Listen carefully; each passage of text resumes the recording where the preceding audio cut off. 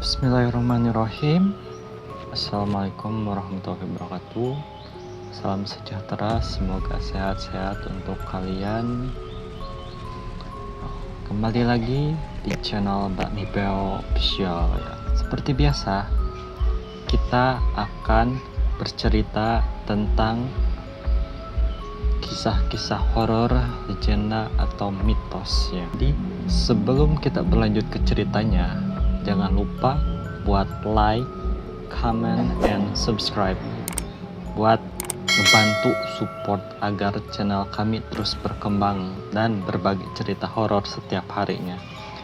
Dan jangan lupa juga klik tanda loncengnya agar kalian tidak ketinggalan updatean-updatean terbaru tentang cerita horor di channel kami. Di video sebelumnya kita sudah membahas tentang kebenaran sosok si manis jembatan Ancol. Jadi ada beberapa orang yang sudah pernah atau melihat sosok si manis ini, atau ya pengalaman mereka di jembatan Ancol itu. Video kali ini masih membahas tentang si manis jembatan Ancol itu, tapi kalau sebelumnya itu tentang keberadaannya, nah di sini gua mau membahas tentang sepenggal kisah pilu si manis jembatan Ancol ini, atau ya cerita legend yang sudah ada sejak abad ke-19. Dikutip dari salah satu artikel hits, Ancol, wilayah yang kini dikenal sebagai salah satu taman hiburan terbesar di Indonesia, terutama di Jakarta. Di balik kemegahan Taman Impian Ancol ini ada kisah pilu tentang wafatnya seseorang gadis Betawi yang dibunuh karena mempertahankan harga dirinya. Jadi ya dia tuh membela diri gitu kan, daripada dia harus menyerahkan harga dirinya, mending dia ngelawan. Si gadis itu dikenal dengan sebutan si manis jembatan Ancol yang sekarang terkenal. Kisah jembatan Ancol ini menjadi salah satu cerita atau urban legend bagi masyarakat, khususnya di daerah ibu kota Jakarta. Bukan hanya menjadi buah bibir saja di kalangan masyarakat, kisah yang menyertai keberadaan jembatan Ancol ini akan diangkat menjadi salah satu film layar lebar. Ya kalian juga tahulah, yang diperankan sama artis terkenal Kiki Fatmala ya, sama pastinya yang botak itu, yang ya si Oji itulah, yang ya rame banget gitu kan zaman dulu tuh film horor ini tuh. Kayak udah banyak yang tahu, gak asing lagi lah di pendengaran kita gitu kan. Si kisah jembatan Ancol ini menceritakan sosok si manis yang konon gemar muncul di jembatan Ancol tersebut. Nah, menurut salah satu penulis, Jainuddin HM, dalam buku kisah-kisah edan seputar Jakarta tempo dulu tahun 1966, konon dulu orang-orang melihat sosok hantu si manis ini berwujud perempuan yang cantik sering mejeng di jembatan Ancol tersebut. Sosok perempuan berambut panjang terurai dengan indah, hantu ini sering mendekati dan menyapa orang-orang sekitar yang lewat situ, terutama laki-laki yang sering ya lewat atau berada di kawasan itu. Dia selalu meminta bantuan sesuatu, namun setelah itu dia menghilang, entah kemana perginya. Jadi kayak udah minta bantuan, hilang, agak tahu juga kemana gitu lah. Jadi kayak ya udahlah bener-bener horor gitu kan, bener-bener nggak tahu lagi lah kayak gimana. Si Manis Jembatan Ancol ini merupakan salah satu cerita legenda yang sudah ada sejak abad ke-19 dan ya masih ada sampai sekarang. Masih banyak yang nyeritain tentang si Manis ini. Tepatnya pada masa penjajahan Belanda di daerah khusus ibu kota Jakarta yang dulunya nama ibu kota kita itu Batavia. Jadi sebelum berganti nama ke Jakarta, ibu kota kita itu dulunya bernama Batavia. Kenapa dinamakan Batavia? Ya karena dulu kan masih penjajahan Belanda. Terus kebanyakan orang Belanda juga yang menempati Jakarta.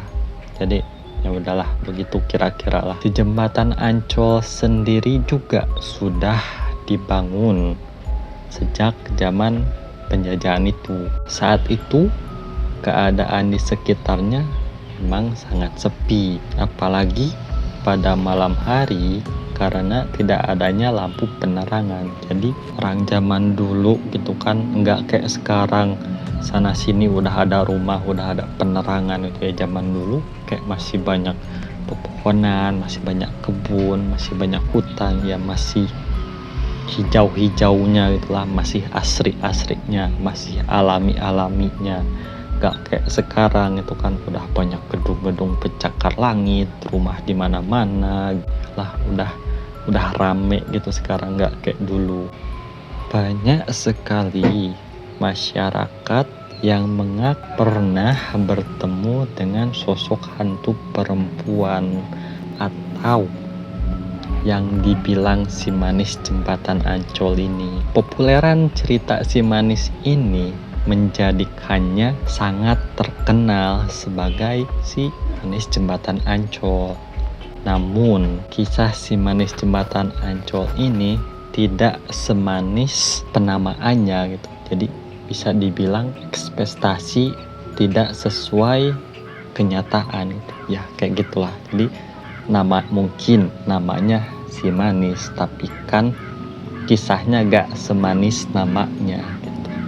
Kisah rakyat ini seperti menyembunyikan kisah kelam di balik peristiwa yang terjadi di sekitar jembatan Ancol pada masa itu.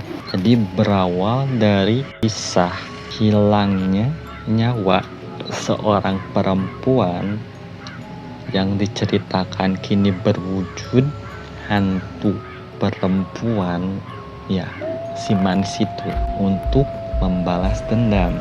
Menurut Syahbudin dalam bukunya Legenda Si Manis Jembatan Ancol tahun 2012, si Manis tersebut bernama Mariam. Namun ada versi yang lainnya lagi yang menyebut bahwa nama asli dari si Manis ini tuh adalah Siti Ariyah. Kisah rakyat ini seperti menyembunyikan kisah kelam di balik peristiwa yang terjadi di sekitar jembatan Ancol pada masa itu. Jadi berawal dari kisah hilangnya nyawa seorang perempuan yang diceritakan kini berwujud hantu perempuan, ya si Manis itu, untuk membalas dendam. Menurut Syahbudin dalam bukunya Legenda Si Manis Jembatan Ancol tahun 2012, si Manis tersebut bernama Mariam. Namun ada versi yang lainnya lagi yang menyebut bahwa nama asli dari si Manis ini tuh adalah Siti Ariyah. Zaman dahulu Ancol pernah terkenal sebagai tempat berkumpulnya para pria hidung belang dan wanita tunasusila, atau bisa dibilang tempat prostitusi gitulah, tempat maksiat.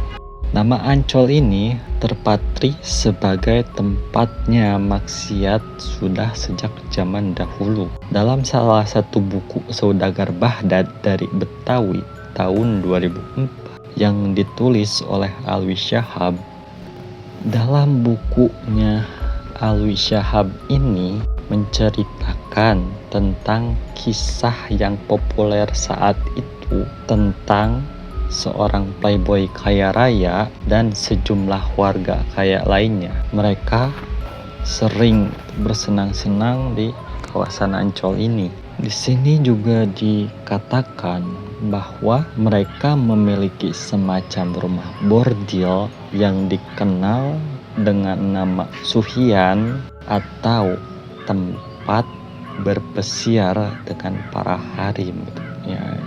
Ya kayak manalah kalian juga pasti bisa ngebayangin gitu kan. Dikisahkan pada awal abad ke-19 sekitar tahun 1817 ada seorang gadis yatim bernama Siti Ariyah yang hidup bersama ibunya yang bernama Ma Emper. Keduanya hidup di suatu paviliun milik seorang juragan kaya di Batavia atau yang sekarang jadi Jakarta. Pada umur 16 tahun, saat umur si Ariyah ini masih 16 tahun, juragan pemilik rumahnya ini tuh mulai jatuh cinta gitu sama si Ariyah itu. Akan tetapi si Ariyah ini menolak buat dijadiin selir si juragan itu. Karena takut akan dipaksa sama si juragan itu, Ariyah ini memutuskan buat melarikan diri. Namun setelah melarikan diri ini, bukannya untung, dia malah dapat masalah lain. Dia malah bertemu dengan si playboy pemilik rumah bordil.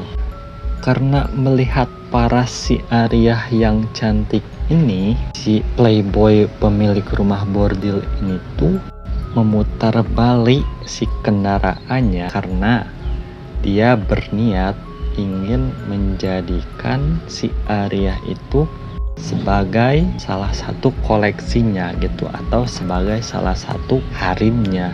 Lalu si playboy ini mengutus dua anak buahnya buat menangkap si Ariyah. Udah akhirnya si kedua anak buahnya itu pergilah nangkep si Ariyah. Ketika si Ariyah tertangkap, si Ariyah ini tuh gak tinggal diam gitu. Dia tuh memberontak, melawan itu kan, buat ngelindungin diri dari si kedua anak buah si playboy itu. Namun nahas, lebih parah lagi, si Ariyah ini karena perlawanannya kepada dua anak buah itu malah membuat Ariyah ini jadi terbunuh. Ariyah ini terbunuh di Bendungan Dempet dekat Danau Sunter. Jenazahnya ini tuh lalu dibuang di sekitaran jembatan Ancol, nggak jauh dari jembatan Ancol gitu kan. Konon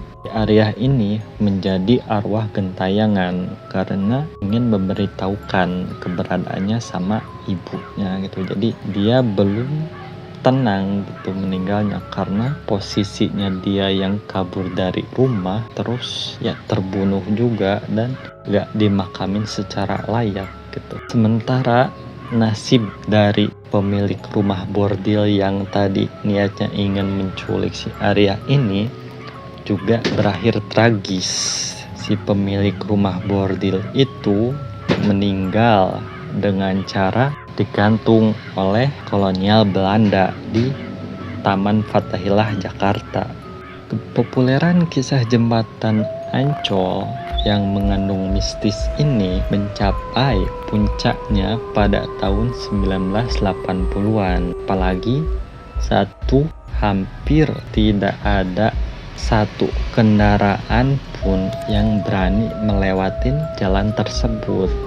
Karena banyaknya beredar gosip-gosip tentang penampakan hantu si manis itu. Sampai akhirnya para pengemudi yang mau melewat ke jalan tersebut atau mau ngelewat ke jembatan Ancol tersebut ini tuh kayak harus ngasih kode gitu, seperti nyalain klakson atau nyalain lampu sen sebagai tanda kalau kita ingin lewat gitu, atau kayak permisi gitulah. Sejak saat itulah kisah si manis jembatan Ancol ini menjadi urban legend yang masih sering kita dengar sampai sekarang.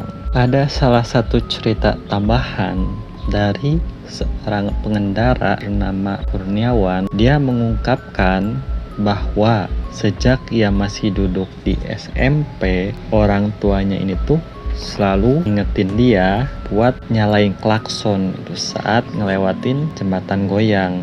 Meskipun pria ini gak pernah ngeliat langsung si hantu manis itu, ya tuh kayak selalu ngerasa ada sosok wanita yang memperhatikannya gitu setiap kali melintas di jembatan tersebut. Selain si manis, konon ada juga cerita tentang makhluk tinggi berwarna hitam yang dikatakan penjaga jembatan goyang tersebut. Masyarakat setempat menyebutnya sebagai jin polker, yang namanya diambil dari wilayah yang berdekatan dengan jembatan dan mengarah ke laut. Nah, si sosok jin polker ini sering dikaitkan dengan insiden kecelakaan di jembatan dan kepercayaan bahwa ia berada di sana saat jembatan tiba-tiba gelap atau pengendara tidak waspada. Jembatan goyang ini tampaknya tidak memiliki perbedaan yang mencolok dengan jembatan lainnya pada pandangan pertama. Namun, si jembatan goyang ini terletak di sebelah jembatan Solobone yang sering digunakan buat bersandar kapal-kapal. Pada bulan September 2010, jembatan ini sempat ambruk. Menurut si pengendara itu, beberapa orang mengklaim bahwa kejadian itu disebabkan oleh kemarahan si manis yang memerintahkan siluman buaya putih untuk menghancurkan jembatan dengan mengibaskan ekornya. Namun, di sisi lain, kata pengendara ini juga, kemungkinan besar jembatan ambruk karena abrasi akibat air laut yang sering kali naik saat bersandar. Selain jembatan goyang, kawasan tersebut juga dikenal sebagai tempat yang seram dan rawan pada saat malam hari. Seringkali menjadi tempat awal aksi penodongan di mana para pelaku mengikuti korbannya dari jembatan goyang. Tak jauh dari jembatan goyang ada sebuah bangunan kosong yang dulunya digunakan sebagai pos polisi. Bangunan tersebut tampaknya telah lama ditinggalkan dan dirasa angker kawasan tersebut. Kisah munculnya si manis juga terdengar di kawasan jembatan hitam Ancol yang terletak di sebelah kanan jalan R.E. Marta Dinata. Dan ada juga beberapa pengendara yang melintas di sana melaporkan pengalaman menyeramkan mereka. Salah satunya adalah seperti tangannya yang tiba-tiba terkena tetesan darah dan merasa dikerjai oleh si hantu manis tersebut. Dengan begitu banyak cerita misterius yang melibatkan jembatan Ancol ini, tempat ini tetap menjadi daya tarik bagi mereka yang mencari pengalaman supranatural atau yang mau tes uji nyali. Mungkin segitu aja informasi atau cerita tentang si manis jembatan Ancol ini yang bisa gue sampaikan buat kalian. Jadi untuk masalah nyata atau hanya karangannya itu gue juga belum tahu, karena ini masih menjadi misteri sampai sekarang. So, segitu saja video di kali ini. Assalamualaikum warahmatullahi wabarakatuh.